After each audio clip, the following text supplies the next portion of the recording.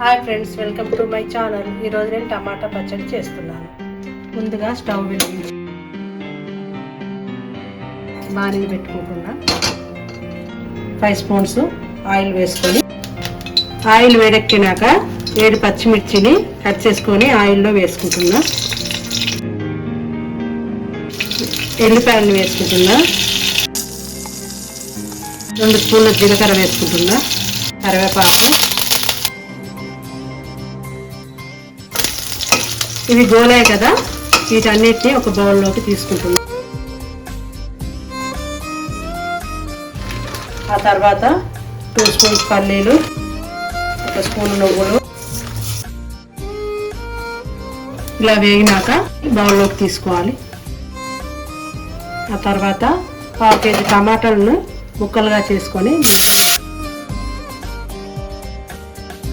దీంట్లో 1/2 స్పూన్ పసుపు వేయాలి. కొంచెం టమాటా ఉడకడానికి కొంచెం ఫ్లేమ్ను పెంచుకోవాలి.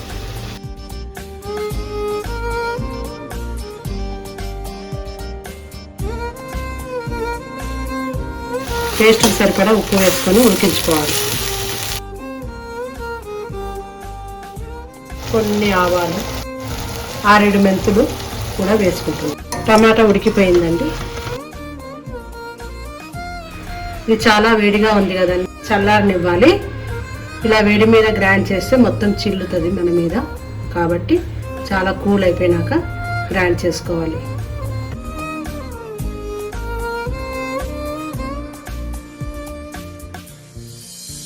తర్వాత మనం వేయించి పెట్టుకున్నాం కదా పచ్చిమిర్చి, పల్లీలు, నువ్వులు, జీలకర్ర, ఎల్లిపాయ ఇవన్నీ వీటిలో కలుపుకోవాలి. తర్వాత తరిగి పెట్టుకొని కొత్తిమీరని వేసుకోవాలి.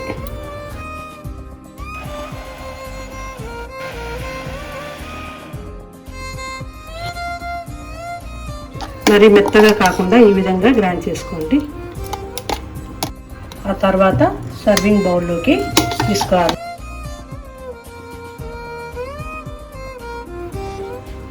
టమాటా పచ్చడి రెడీ.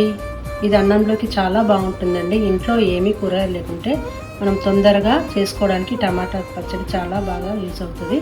దీంట్లోకి మనం ఆమ్లెట్ కానీ మిర్చి బజ్జీ కానీ వేసుకొని తింటే చాలా బాగుంటుంది. Please subscribe my channel.